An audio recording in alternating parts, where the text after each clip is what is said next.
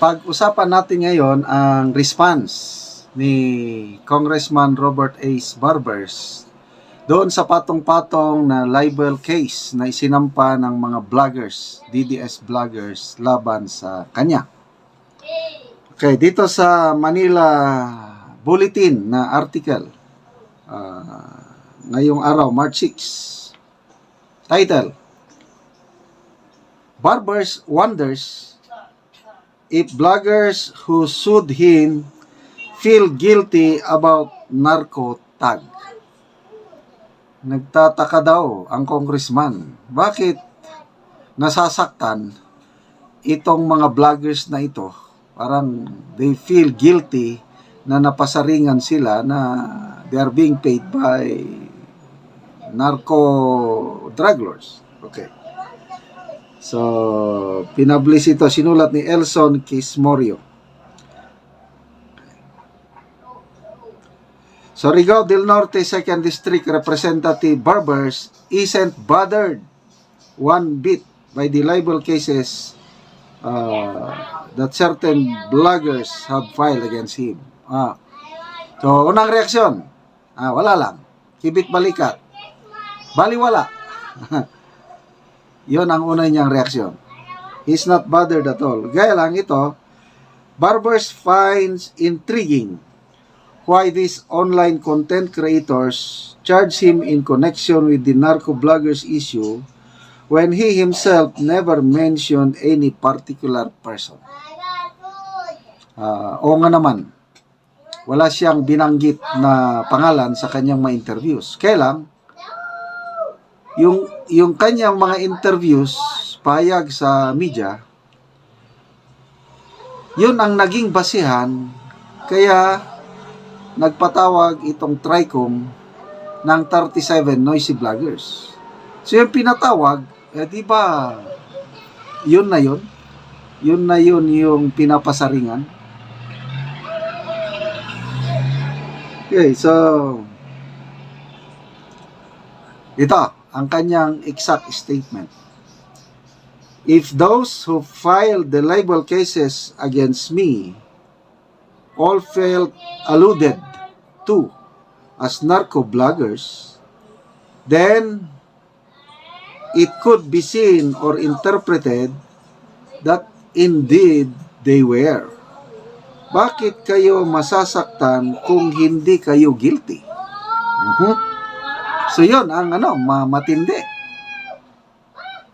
May kasabihan, bato-bata sa langit ang matamaan, huwag magagalit. Kaya ang line of reasoning ng congressman is, dahil nasaktan kayo sa paratang na narco vloggers, totoo, guilty kayo. Ganon ang kanyang Ito, may dagdag pa siya. Pakinggan nyo ha. I always abide by the constitutional provision on free speech and expression. But this cannot and should not be used as a license to besmirch people's reputations and throw expletives at their subjects, concoct false or fake narratives and propaganda lines. And I firmly believe that they are not doing it for free. So naniniwala siya sa freedom of expression, kaya lang hindi ito lisensya para siraan ang reputasyon ng ibang tao. At naniniwala siya na itong mga vloggers na ito, they are not doing it for free. Ibig sabihin, may nagbabayad sa kanila. Well, ako, personal opinion ko ito, yung sina Joey De Bebre, Crisette Laureta Chu, yung iba pa dyan na palaging nagpo-post, hindi naman sila namomonetize. So, ibig sabihin, walang nagbabayad sa kanila, maliban lang yung mga ibang vloggers, YouTube channel at na namomonetize, yun. Kaya lang, ang nagbabayad, YouTube, hindi mga narco o mga drug lord, hindi. So, si Attorney Trexie Angeles, may YouTube channel siya, yun. Meron siyang monetization sa YouTube. YouTube, legal yun. Hindi po galing sa narco. Okay. Barber said many of the bloggers who filed the certiorari petition before the Supreme Court and filed libel cases against him have been summoned to appear before the TRICOM hearings on fake news peddling, but almost all of them failed or refused to do. Ayan. Bakit ka mag-attend na iko-contempt ka naman? Kahit ako, hindi ako mag-attend. Bahala na. Ito ang kanyang dagdag na salita.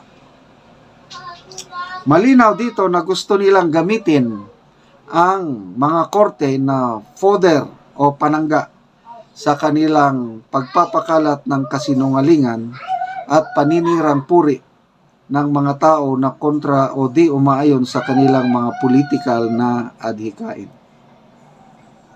And common sense dictates that many, if not all, of these particular bloggers are mouthing the same propaganda lines of their principles. Ang hindi nila pag-attend ng TRICOM public hearings ay nangangahulugan lang na ang mga ito ay may pagkaduwag at di kayang panindigan ng kanilang mga pinagsasabi-sabi at ikinakalat sa mga kasinungalingan at paninirang puri sa social media. Anyway, bahala na ang taong bayan.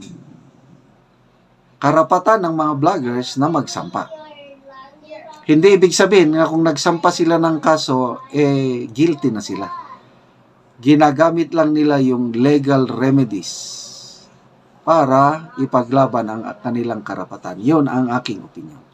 So, nagsalita naman si Congressman Barbers. So, bahala na ang taong bayan kung maniwala sa kanyang paliwanag. Pag-usapan natin ngayon ang response ni Congressman Salde Co ng Ako Bicol Party List tungkol sa akusasyon na binato sa kanya na allegedly nag-divert siya kasama ng kanyang kasamang kongresista ng Ako Bicol Party List, si Congressman Jill Bungalon. So, dinivert daw nila allegedly yung 1.2 billion pesos na para sa projects, development projects ng First District of Albay. So ito ang kanyang response sa Manila Times na balita written by Rayaz Barcia, March 6, title, Lawmaker Denies Diversion of Funds. Ako Bicol Party List Representative Elizalde Co denied the allegations of Tabaco City Mayor Crisel Lagman that 1.12 billion funds in the First District of Albay were diverted.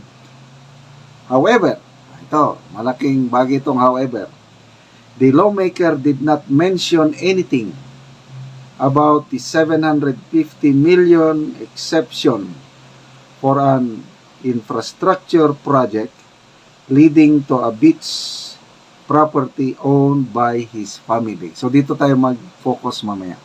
Basahin ko lang itong statement ng Congressman Saldico.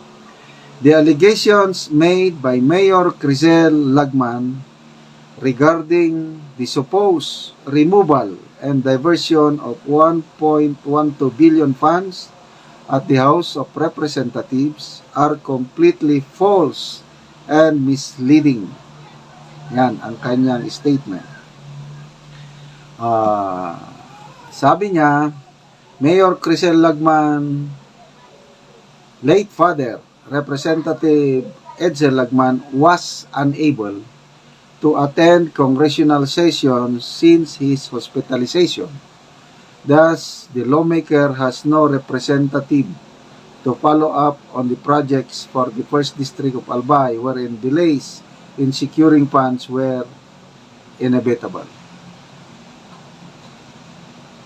So, lumalabas na parang walang pundo dahil hindi na follow up ng yumaong kongresista.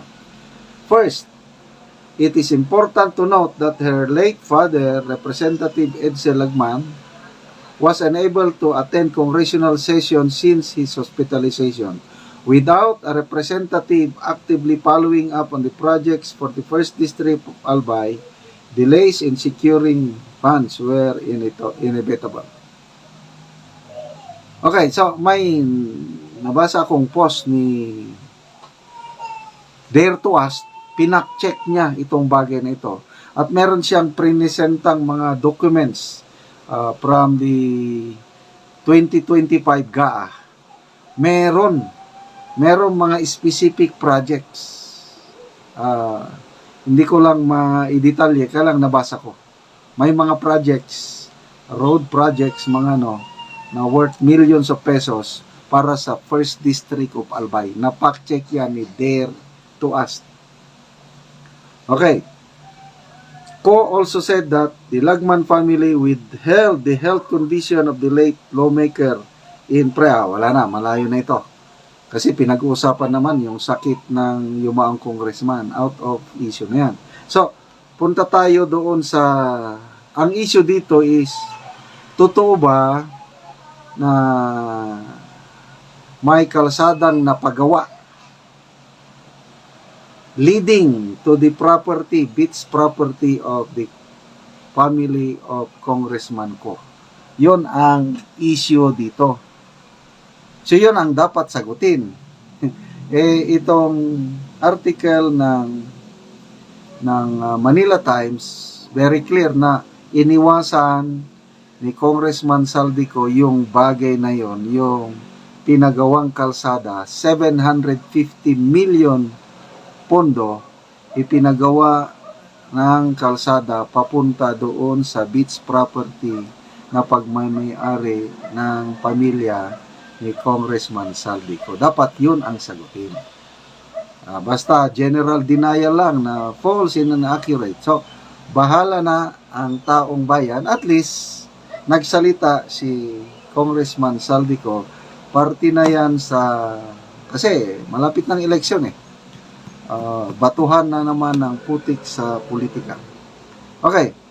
Sa Mindanao, may alam akong ganitong pangyari.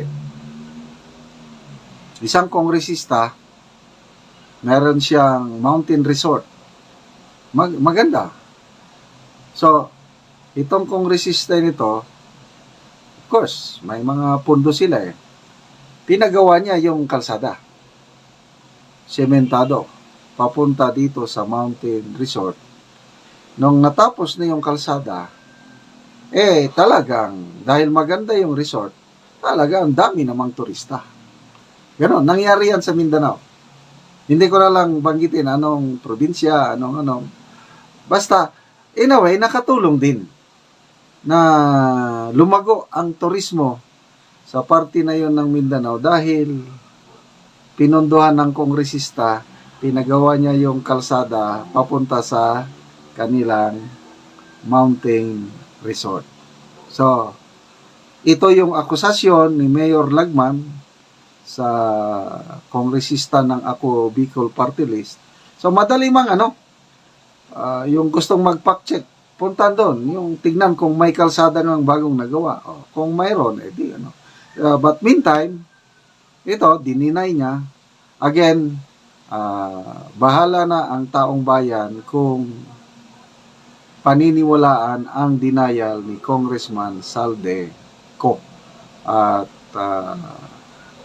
dapat, ito naman, si Mayor Lagman, kung talagang para hindi lang basta salita, di ba mas maganda na sampahan ng kaso kung may matibay na ebidensya.